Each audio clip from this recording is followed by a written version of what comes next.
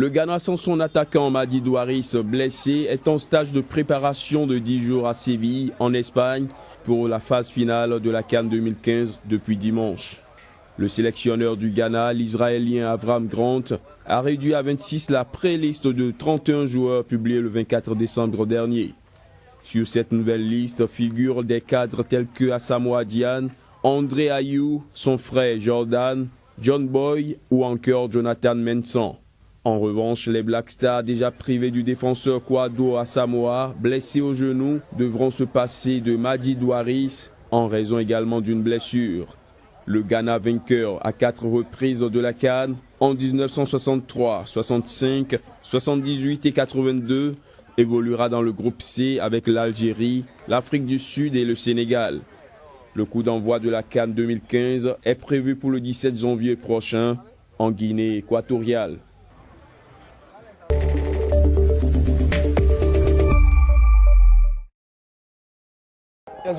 Grâce à Dieu, il n'y a pas eu beaucoup de blessures. On profite des tactiques de l'entraîneur et j'espère que nous pourrons continuer comme ça et réussir quelque chose pour le pays.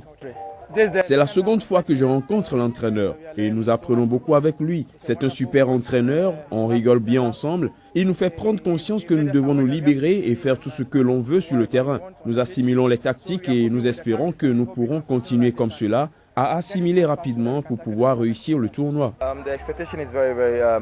Les attentes sont très grandes au Ghana et nous sommes aussi plus concentrés sur un objectif, nous qualifier pour le prochain tour et prévoir prétendre gagner la coupe, parce que c'est devenu un peu inquiétant ces dernières années. Tout le monde s'attend à voir le Ghana gagner au moins une fois de temps en temps. Or là, ça fait un moment qu'on n'a pas gagné. Donc nous devons rester concentrés et faire de notre mieux. Nous devons nous préparer physiquement et mentalement parce qu'on a une grosse pression au pays. Nous en avons conscience. Nous le savons, donc nous devons simplement y aller. Et ensuite, tout dépendra de l'équipe.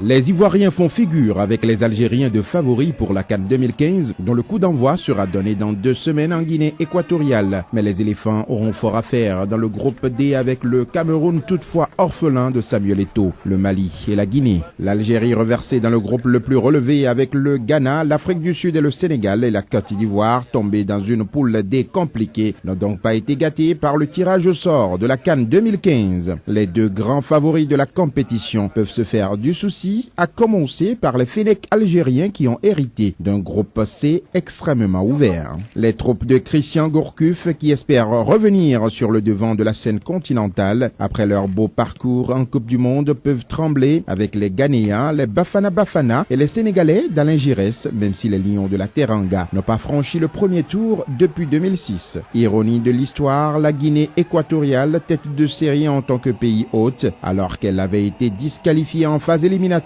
pour avoir aligné un joueur non éligible, retrouvera dans le groupe A le Gabon avec qui elle avait organisé la CAN en 2012. Le Congo de Claude Leroy, dont ce sera la 8e participation en tant que sélectionneur, et le Burkina Faso finaliste de la dernière édition compléteront la poule. Enfin, la Zambie, vainqueur en 2012, se frottera à la Tunisie, le Cap-Vert et la République démocratique du Congo dans le groupe B. Depuis quelques jours, les différentes sélections ont démarré leurs entraînements respectifs et matchs de préparation. Le Congo et le Cap-Vert se rencontreront le samedi 10 janvier prochain à 16h en match de préparation à Dakar au stade Léopold Sédar Senghor. Le Congo, qui figure dans le groupe A avec la Guinée équatoriale, le Burkina Faso et le Gabon, a démarré sa préparation depuis le 2 janvier jusqu'au 13 janvier prochain à l'Institut Diambar à Saly au Sénégal. Le Cap-Vert dans le groupe B avec la Zambie, la Tunisie et la République démocratique du Congo effectuera un stage à Dakar du 9 au 12 janvier prochain. Précisons que le match d'ouverture entre la Guinée équatoriale et le Congo prévu pour le 17 janvier ainsi que la finale le 8 février auront lieu à Bata. Les autres rencontres se dérouleront à Malabo, à Mongomo et à Ebebi.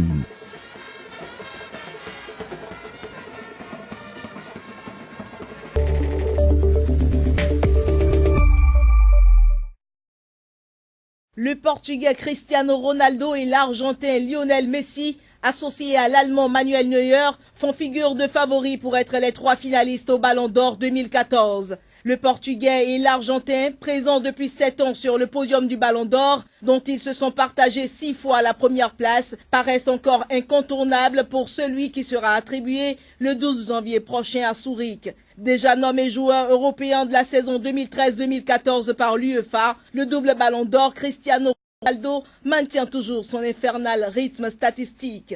Meilleur buteur du championnat d'Espagne la saison dernière, avec 31 réalisations, et de l'exercice actuel avec 20 buts en 13 journées, le numéro 7 du Real Madrid est aussi devenu au printemps dernier le meilleur buteur de l'histoire sur une saison de Ligue des Champions en inscrivant 17 buts. Ses exploits individuels se sont doublés de titres collectifs avec cette 10e Ligue des Champions remportée avec le Real Madrid, outre la Coupe du Roi et la Supercoupe d'Europe. Il y a tout de même de l'ombre au tableau pour l'attaquant portugais de 29 ans. Une Coupe du Monde totalement ratée avec une élimination du Portugal en phase de groupe et une impuissance flagrante dès le premier match contre l'Allemagne, 0 but contre 4. Lionel Messi, 27 ans, à l'inverse, est allé jusqu'en finale et a glané le ballon d'or du tournoi. Décision qui a surpris au vu des derniers matchs ternes du capitaine argentin dans la compétition. Le numéro 10 du FC Barcelone avait décroché le ballon d'argent au bout d'une année 2013 délicate. Même s'il n'a pas décroché le moindre trophée collectif en 2014, il a redressé la barre à titre individuel dans un registre plus altruiste, notamment vis-à-vis de Neymar. Mais il n'est plus aussi souverain qu'auparavant. Et malheureusement pour le quadruple Ballon d'Or, ces deux records décrochés coup sur coup, c'est-à-dire le nombre de buts marqués en Liga et en Ligue des Champions, sont intervenus après la fermeture des votes. Au sein de l'équipe d'Allemagne, championne du monde, c'est le gardien de 28 ans Manuel Neuer qui s'est détaché au gré des performances très solides marquées par quelques prouesses spectaculaires comme ses sorties hors surface contre l'Algérie en 8e de finale ou son arrêt réflexe devant Karim Benzema en quart de finale lors du mondial 2014. Mais les gardiens sont très rares dans le palmarès du prix et n'ont mis le gant que sur un seul ballon d'or avec le russe Lev Yashin en 1963 et 2 ballons d'argent pour les Italiens Dino Zoff en 1973 et Gianluigi Buffon en 2006. Qui de Cristiano Ronaldo, Lionel Messi ou Manuel Neuer remportera le ballon d'or 2014? Le suspense demeure tout entier.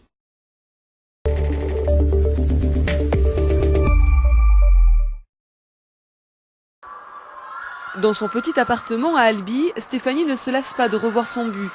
Aujourd'hui encore, elle a du mal à l'expliquer. Je touche d'abord la balle du pied droit, puis du gauche, je la fais passer au-dessus de la tête des défenseurs et elle va directement dans les buts. J'ai eu la chance que ça ne touche pas le poteau, c'est arrivé tellement vite, c'était probablement juste instinctif. Lorsque Stéphanie réussit ce petit miracle en octobre 2013, elle joue alors chez elle en Irlande au sein de l'équipe des Peamount United. C'était lors d'un match de championnat. Son entraîneur de l'époque décide de diffuser la vidéo de son exploit sur YouTube et là, tout bascule. Plus de 3 millions de vues et une sélection pour le prix Puskás qui récompense les 10 plus beaux buts de la saison. Elle est la seule femme en lice et côtoie des footballeurs du calibre de Zlatan Ibrahimovic ou James Rodriguez.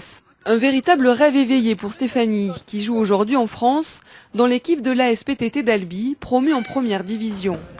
C'est ici, dans ce vestiaire, qu'elle continue de s'entraîner à jongler, en attendant que la shortlist des 3 plus beaux buts de l'année soit dévoilée. Je suis la seule femme du groupe, c'est évidemment un grand honneur en tant que footballeur, être parmi eux c'est quelque chose de spécial, c'est unique et je m'en souviendrai toute ma vie, j'aimerais juste franchir encore une étape et faire partie des 3 premiers. À tout juste 25 ans, l'attaquante irlandaise a signé son premier contrat pro. 800 € par mois et un logement de fonction. Et son nouvel entraîneur est son premier supporter. Il y a des beaux buts évidemment, mais elle, ce qui un peu va la pénaliser, c'est que ça a été réalisé par un petit montage amateur, alors qu'on voit des buts de la Coupe du Monde filmés dans des conditions optimales. Mais en même temps, elle peut peut-être aussi avoir le revers de la médaille, à savoir que c'est une femme, elle joue dans un club amateur, et vous imaginez ce que ça peut buzzer quoi sur Internet.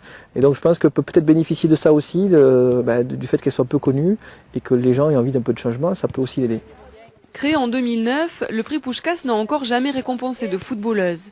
Si Stéphanie ne devient pas la première femme à le remporter, elle pourra au moins se consoler en réalisant un autre rêve, rencontrer Ronaldo, son joueur préféré, qui sera présent lors de la cérémonie de remise du prix en janvier prochain à Zurich.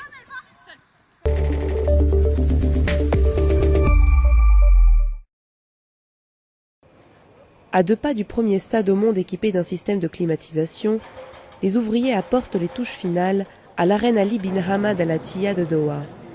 Construit en 18 mois, il accueillera dans quelques semaines les épreuves du championnat du monde de handball masculin. Il présente lui aussi des fonctionnalités innovantes. Nous essayons de placer toujours la barre très haut en termes d'innovation. Et je suis sûr que n'importe quelle technologie qui sera utilisée après un certain temps au Qatar